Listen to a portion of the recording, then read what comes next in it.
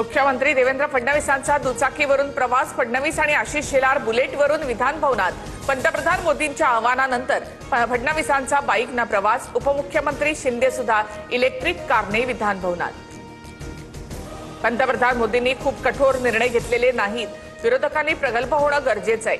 मुख्यमंत्री फडणवीसांची विरोधकांवर टीका, तर पुढील 6 महिने मोठे शासकीय कार्यक्रम नाहीत, फडणवीसांची माहिती। मंत्री नितेश राणे यांचा शासकीय बंगल्यापासून मंत्रालयापर्यंत पायी प्रवास, सर्वांनी पंतप्रधान मोदींचं आवाहन पाळलं पाहिजे, नितेश राणेंची प्रतिक्रिया।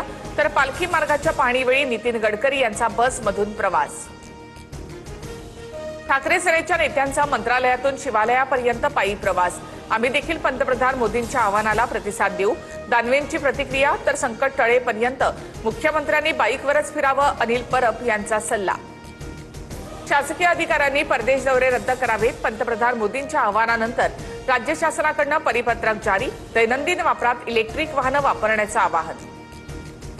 रवींद्र चव्हाण आणि गिरीश महाजन यांचा चार्टर्ड विमानाने प्रवास, रोहित पवारांचा आरोप, विमानं हवेतल्या ऑक्सिजनवर उडत असावीत, मोदींनी केलेल्या आवाहनावरून फोटो पोस्ट करत टीका। गेल्या 42 महिन्यामध्ये एप्रिलमध्ये सर्वाधिक घाऊक महागाई दर, मार्चमध्ये घाऊक महागाई दर 3.88% होता, तो आता 8.30%। रोजच्या गरजेच्या वस्तू आणि इंधन ऊर्जेचे दर वाढले। मुंबईमध्ये महानगर सीएनजीच्या दरामध्ये 2 रुपयांची वाढ, आजपासून नवे दर लागू, प्रति किलो सीएनजीसाठी आता 84 रुपये मोजावे लागतील। केंद्र सरकारकडून साखर निर्यातीवर तात्काळ बंदी लागू, किमतींवर नियंत्रण ठेवण्यासाठी सरकारचा मोठा निर्णय, पुढील आदेशापर्यंत बंदी लागू असेल। एअर इंडियाकडून विमानांच्या आंतरराष्ट्रीय फेऱ्यांमध्ये कपात, शिकागो, न्यूयॉर्कसह महत्त्वाच्या सेवा 3 महिन्यांसाठी तात्पुरत्या स्थगित, इंधनाचे दर वाढल्यामुळे एअर इंडियाचा निर्णय।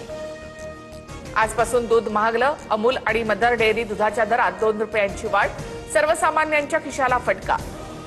शरद पवारांची आज दुपारी 4 वाजता पत्रकार परिषद, देशाच्या सद्यस्थितीवर बोलण्याची शक्यता, पंतप्रधान मोदींच्या आवाहनावर काय बोलणार याकडे लक्ष। पुण्याच्या हडपसरमध्ये रुग्णालयाच्या बाहेर आढळलेली बॉम्ब सदृश्य वस्तू निकामी, अज्ञाताविरोधात गुन्हा दाखल, एटीएससह आयबी आणि पुणे पोलीस असा तिहेरी तपास सुरू, रुग्णालयातील डॉक्टर नर्सचे जबाब नोंदवले। जिशान सिद्दीकींकडून विधान परिषदेच्या आमदारकीची इंग्रजीतून शपथ, काही जण जाणून बुजून मराठीत वेष्ट असल्याचं दाखवतात, मंत्री संजय शिरसाटांची टीका। तर सगळ्या भाषा आपल्याच आहेत, जिशान सिद्दीकी यांचं प्रत्युत्तर। कांदा प्रश्नावरून किसान काँग्रेस आक्रमक, मुंबईमध्ये मंत्रालयाच्या बाहेर कांदा फेकत आंदोलन, पोलिसांकडून आंदोलकांची धरपकड। मुंबईमध्ये उद्यापासून 10% पाणी कपात, जलाशयातील पाणीसाठा 23.52% गेल्यामुळे निर्णय, पालिकेकडून पाणी जपून वापरण्यात। दिल्लीमध्ये खासगी बसमध्ये महिलेवर सामूहिक अत्याचाराचा आरोप, महिलेच्या तक्रारीवरून राणीबाग पोलिसात गुन्हा दाखल, 2 आरोपी अटकेत, बसही जप्त।